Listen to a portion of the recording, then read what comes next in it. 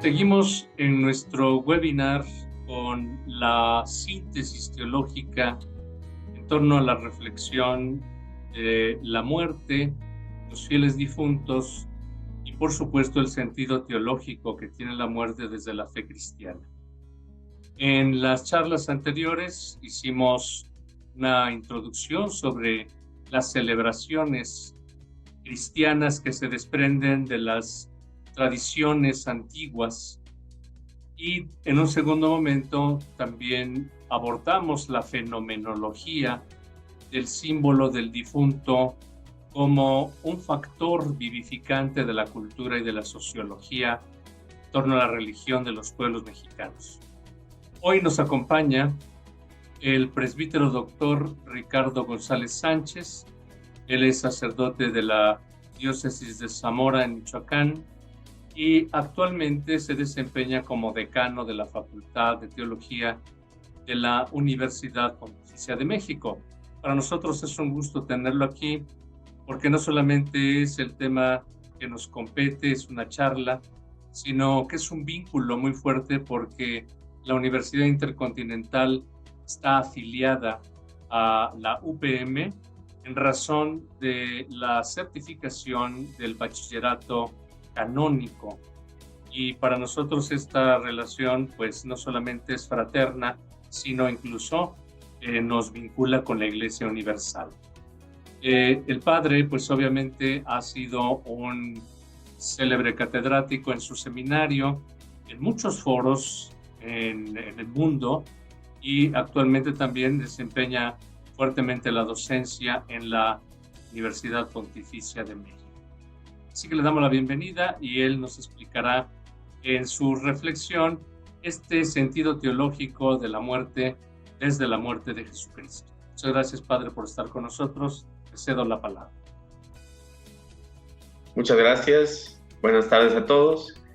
Agradezco en primer lugar pues al Padre Alberto la invitación para participar en este webinar y pues me uno a esta deseo de vincularnos más, de estrechar, como nos ha sugerido el Papa, pues estos vínculos académicos, fraternos.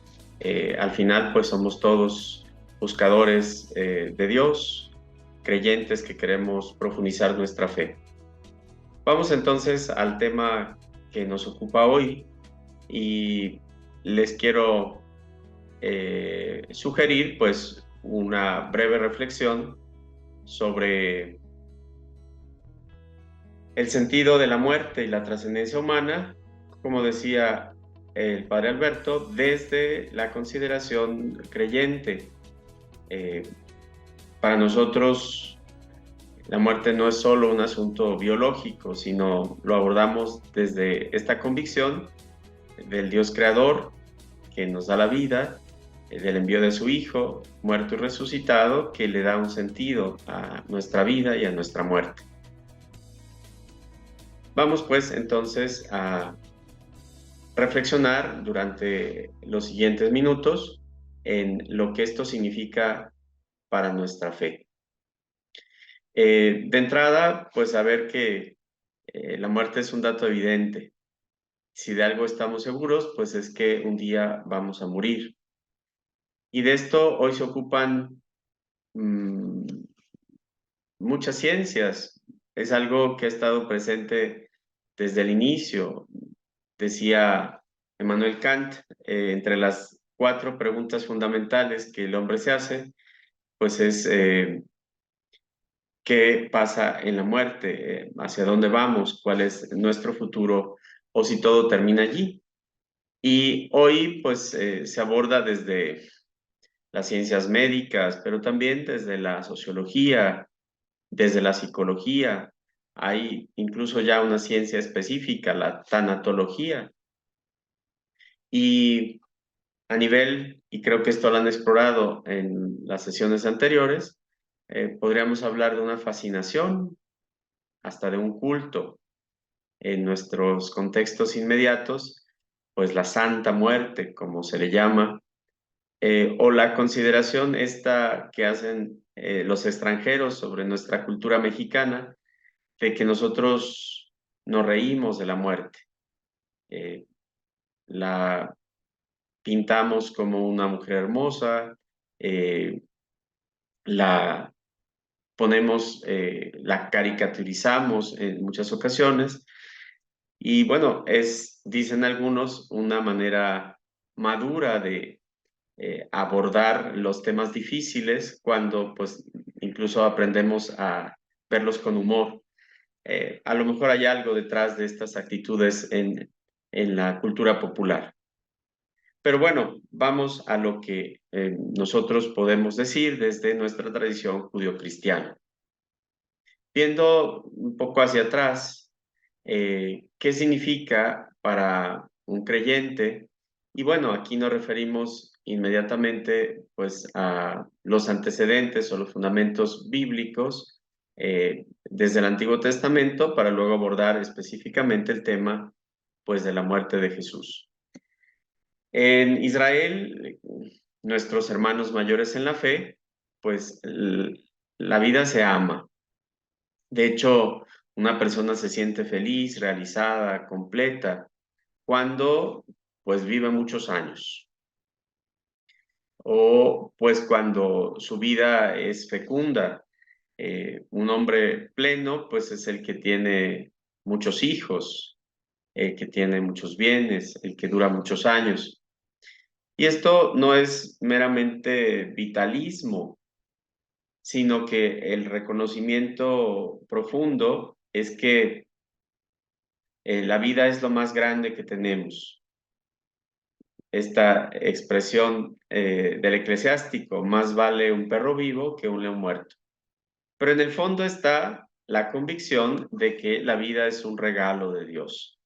Nadie pidió nacer, nadie gritó que quería venir a la existencia, sino la recibimos de manera gratuita. Y la recibimos del viviente con mayúscula, del Señor de la vida. Él es la fuente, el origen. De Él nació este aliento vital que no solo nos generó, sino nos sostiene. Dice el Salmo 104, si tú retiras el aliento, los seres volvemos al polvo. Y de este modo, pues la vida no solo es algo biológico, sino tiene que ver con la comunión con Dios. El Salmo 63, tu gracia vale más que la vida. Gracia en este sentido de relación profunda con el Dios creador.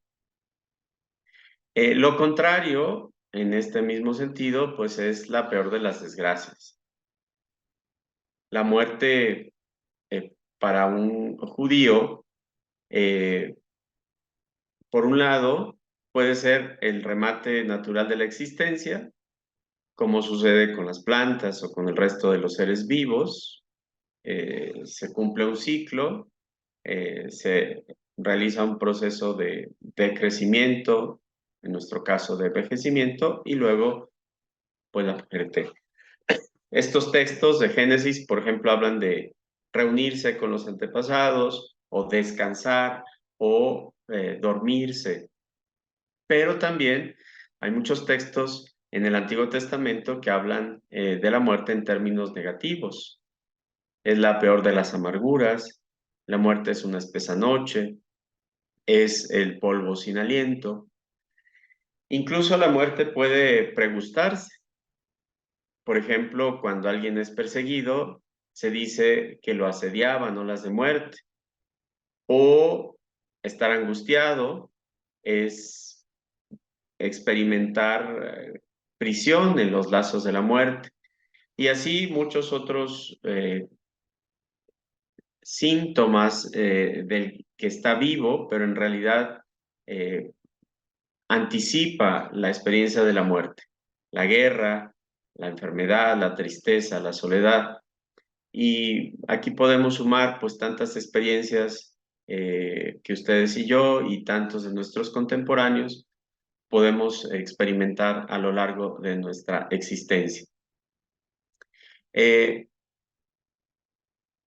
Cuando para un israelita pues llega la muerte, no es simplemente dejar de existir, sino existir de otra manera. Me pareció interesante este gráfico que representaría la cosmogonía veterotestamentaria. Este sería la creación, y entonces vemos esta especie de domo de las aguas que separó de arriba y de abajo, y este domo que sostiene los astros, que cuando se abre, como dicen los salmos, vienen las aguas o las lluvias. Luego tenemos este plano intermedio donde está la tierra, los mares, los continentes, y hacia abajo, en lo profundo, estaría este lugar llamado Sheol. Y entonces los muertos, en hebreo los refaim, se consideran como no inexistentes, sino como seres débiles, inertes, impotentes. Y en la comprensión hebrea, repito, pues el Sheol es el lugar de los muertos. Allá, en lo interior, en lo profundo, los que mueren descienden, bajan a la fosa. Y desde la espiritualidad hebrea, pues entonces el Sheol sería lo opuesto al cielo, donde habita Dios. El creyente siempre ha vinculado a Dios con la parte de arriba, y por eso cuando ora voltea su mirada, y por eso cuando Dios habla, pues se sube a la montaña. Y lo contrario, este espacio oscuro, porque Dios es luz, pues es el lugar de la muerte. Allá los refaím no pueden al hablar a Dios. Dice el Salmo 106, en el lugar de la muerte nadie te recuerda ni te da gracias. También la convicción es de que esto es irreversible, no es algo temporal. Y muy importante en esta etapa de la revelación, pues el Sheol no es un lugar de castigo, no tiene una connotación negativa a nivel moral, no es un espacio para los que pecan o para los que hacen daño, sino es esta residencia donde van todos, buenos y malos, al morir. Y entonces, sí tiene una connotación negativa, no es para nada atractivo a un creyente, pero no porque se esté sufriendo o porque se esté en un tormento, sino porque pues no se puede estar con Yahvé, fuente de vida y de bendición. Hasta allá la mano de Dios no alcanza a llegar. En estadios posteriores y por influjos de otras culturas, se va a ir mezclando y va a tomar esta connotación más siniestra o más negativa a lo largo de la revelación.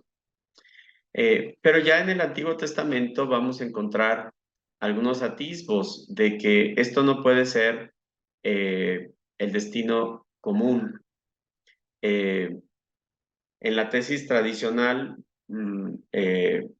Dios premia con bienes temporales a los buenos y castiga a los malos, pero va a comenzarse a cuestionar esta tesis. Tal vez el mayor de los cuestionamientos está en el libro de Job, porque él era un hombre bueno y le vienen todas las desgracias. Y entonces nos explica por qué esta tesis a veces no funciona, porque a los buenos les va mal y porque a los malos a veces les va bien. Viene poco a poco esta revelación. Están, por ejemplo, los llamados así salmos místicos, donde el creyente grita: no me puedes entregar al abismo, no dejarás a tu fiel conocer la corrupción del sepulcro. O en el Salmo 49, los justos van a ser arrancados de las garras del abismo. O, pues este Salmo 73, yo estaré siempre contigo, me tomas de la mano derecha y me llevas a un destino glorioso.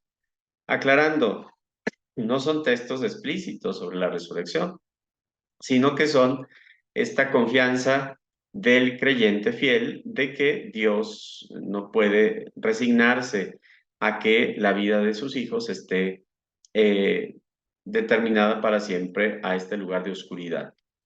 En la literatura profética, este texto que será muy importante después en la relectura cristiana del Antiguo Testamento, Oseas diciendo, después de 2 días nos devolverá la vida, al tercero nos levantará y viviremos en su presencia. De ahí esta relectura cristiana, repito, de al tercer día, haciendo referencia pues a este texto de Oseas. Y luego pues aquella visión que tiene el profeta Ezequiel de el valle donde hay una multitud de huesos secos y que de repente el aliento de Dios pues comienza a llenar de vida esos huesos y comienzan a llenarse de carne y se ponen de pie. Eh, Muchos interpretan pues esta imagen del profeta como una metáfora del regreso del exilio. Pero bueno, la convicción creyente de este Dios, Señor de la vida, que crea y que recrea. Y algunos han dicho que el texto de Isaías 26 es el primer anuncio explícito de la fe en la resurrección, porque está hablando ya, si se fijan, de los Refaim, los muertos que se alzan, que despiertan los que están en el polvo, y dice, tu rocío es rocío de luz, y el país de las sombras parirá. Eh, ya para mediados del siglo III, cuando la persecución de los macabeos, pues parece que esto era más o menos extendido. Ahí está aquella mujer sencilla animando a sus hijos al martirio, y entonces ella explícitamente dice, porque no tenga miedo, el Señor de la vida nos resucitará. Entonces, bueno, ya estaba como extendido en el pueblo de Israel la fe en la resurrección. No de manera definida.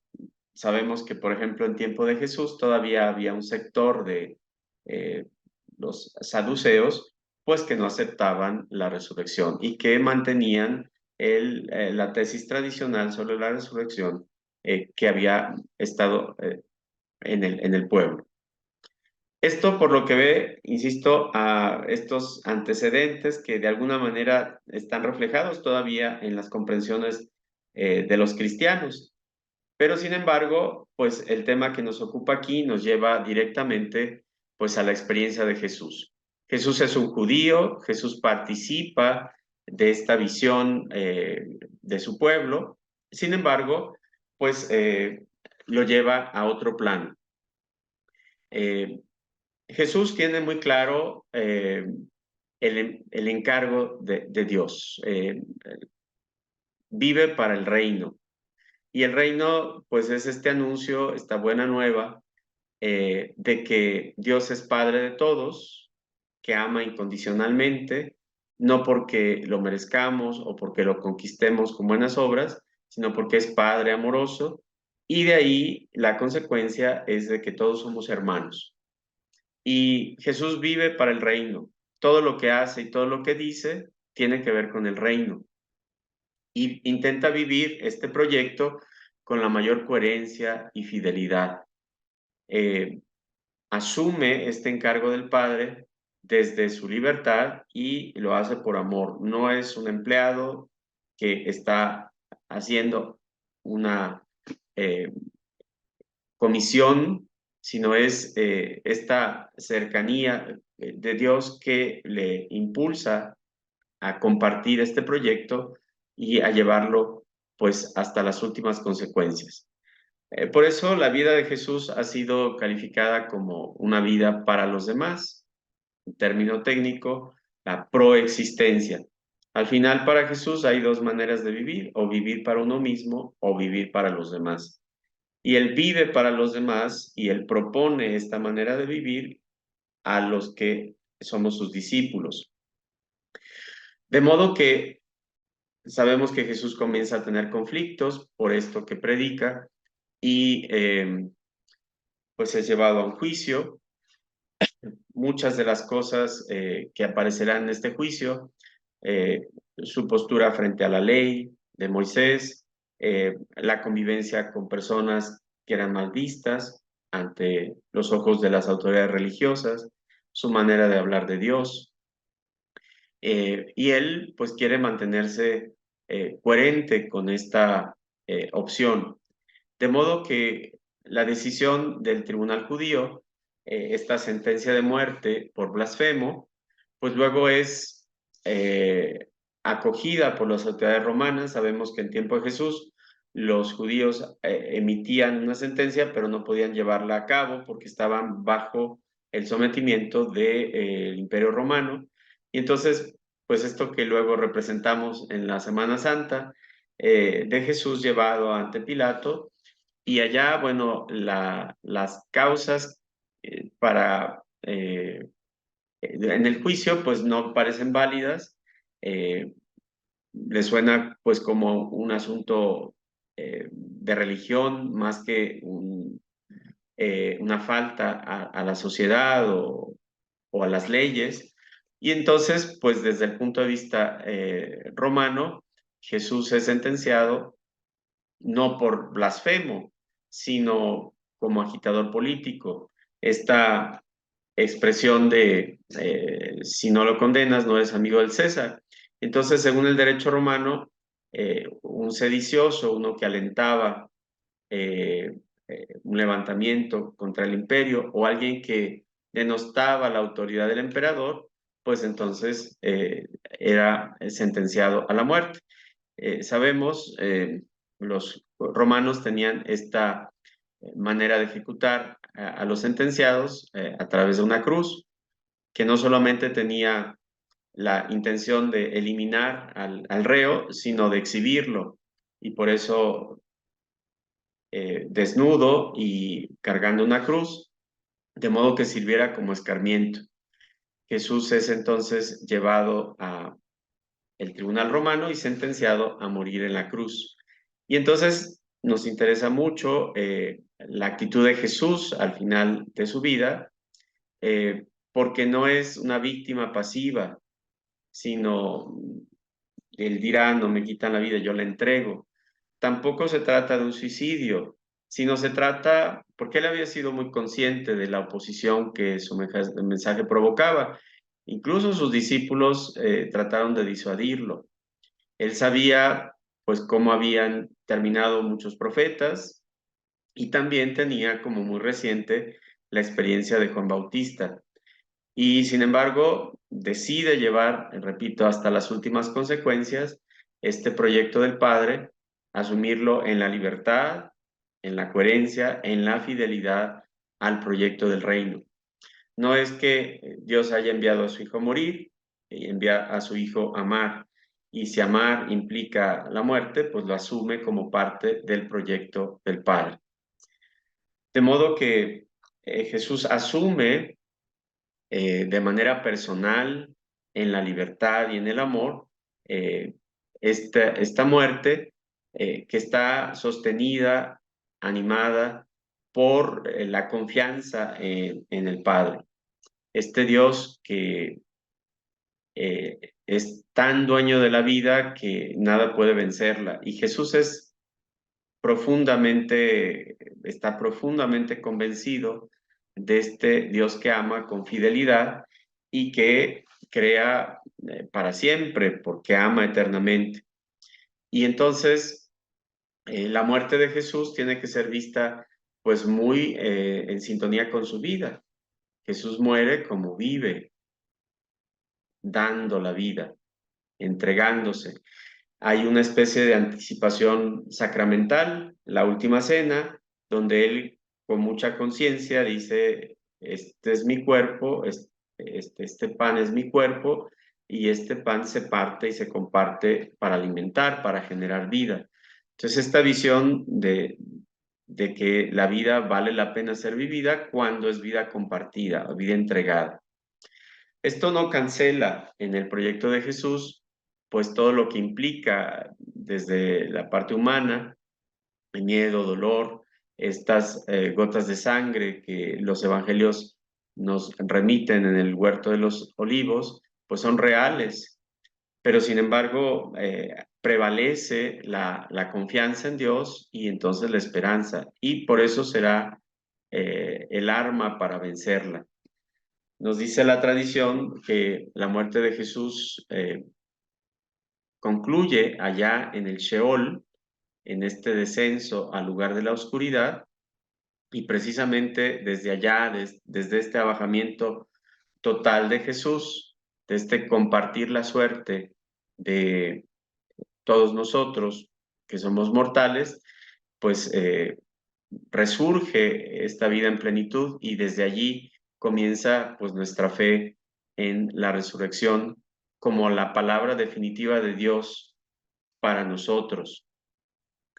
Y es precisamente entonces, como decíamos al inicio, desde esta experiencia de Jesús, desde donde nosotros podemos valorar nuestra propia muerte.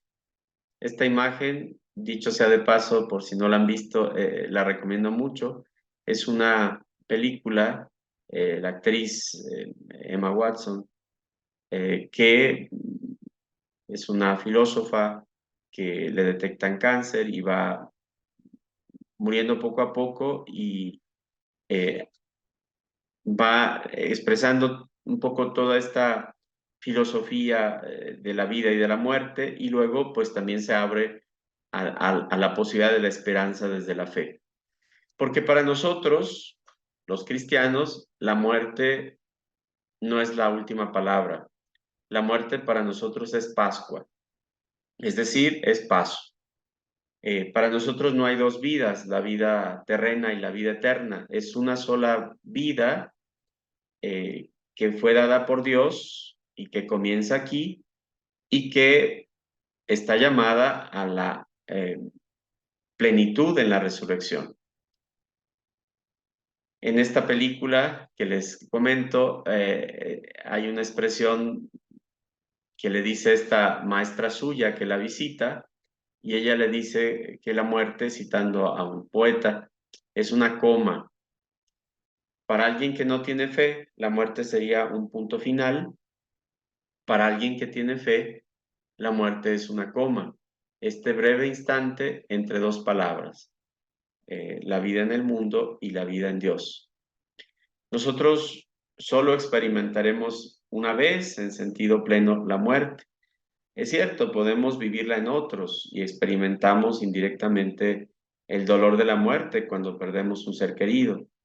Estas fiestas que se avecinan, 1 y 2 de noviembre, creo que son especialmente fecundas para reflexionar y para compartir pues esta experiencia creyente, porque ahí está la convicción nuestra de que aquellos que amamos pues están en Dios, no desaparecieron, están bien porque están en paz y porque están en Dios.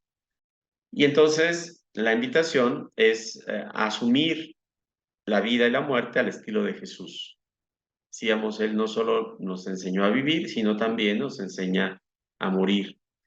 Cuando hablamos de la mortificación en sentido cristiano, entendemos eso, este morir cada día. O desde el punto de vista sacramental, sabemos que nosotros ya hemos muerto al bautizarnos, pero también ya estamos viviendo la resurrección.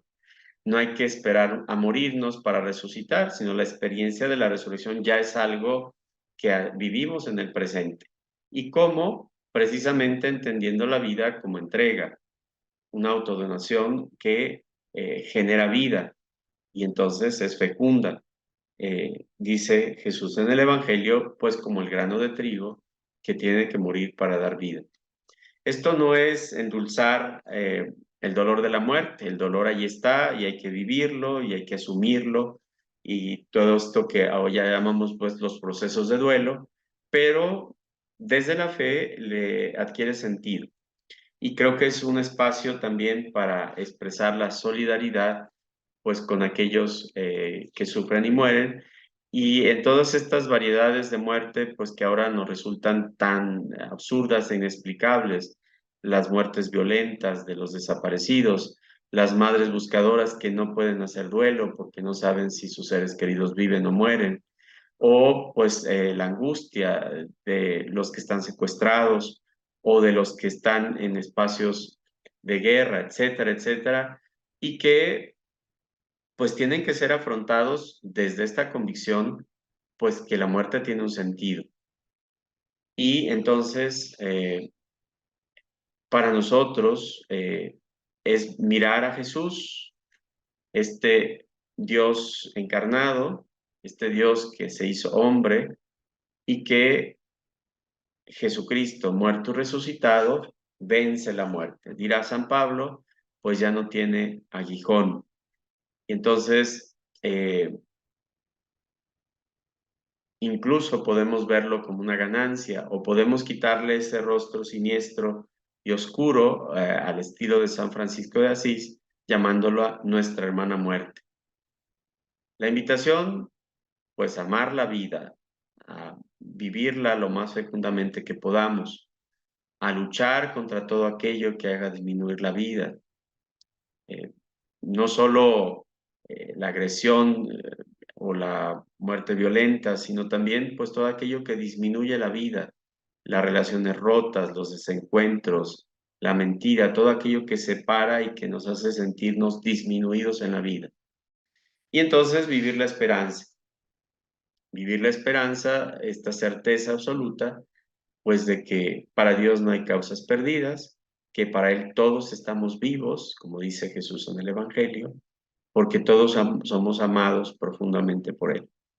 Romanos 8 dirá, ¿quién puede separarnos del amor que Dios nos ha mostrado en Cristo? Ni la espada, ni la persecución, ni el hambre, ni la desnudez, en todo vencemos porque Dios nos ha amado tanto que nos ha entregado a su Hijo Jesús. Y de esto, pues hay que dar razón, que nuestro testimonio a este mundo violento, o una cultura de la muerte, como algunos de nuestros obispos lo han llamado, pues sea un aliciente para nosotros vivir con más fuerza la confianza y la esperanza en el triunfo de la vida. Pues muchas gracias y espero que esta breve reflexión pues nos ayude a seguir reflexionando en torno a este acontecimiento del Día de los Muertos o de los fieles difuntos que ha generado esta serie de conferencias y de reflexiones. Muchas gracias a todos. Buenas tardes. Bueno, agradecemos al Padre Ricardo esta clarísima, profunda y orientadora reflexión.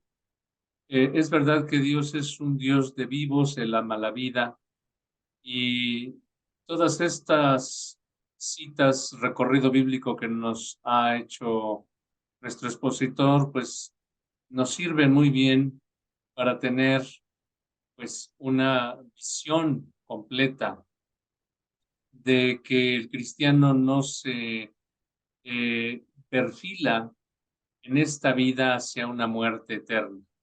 El cristiano murió al pecado, con su propia vida vence el pecado y la muerte, así al modo de Cristo.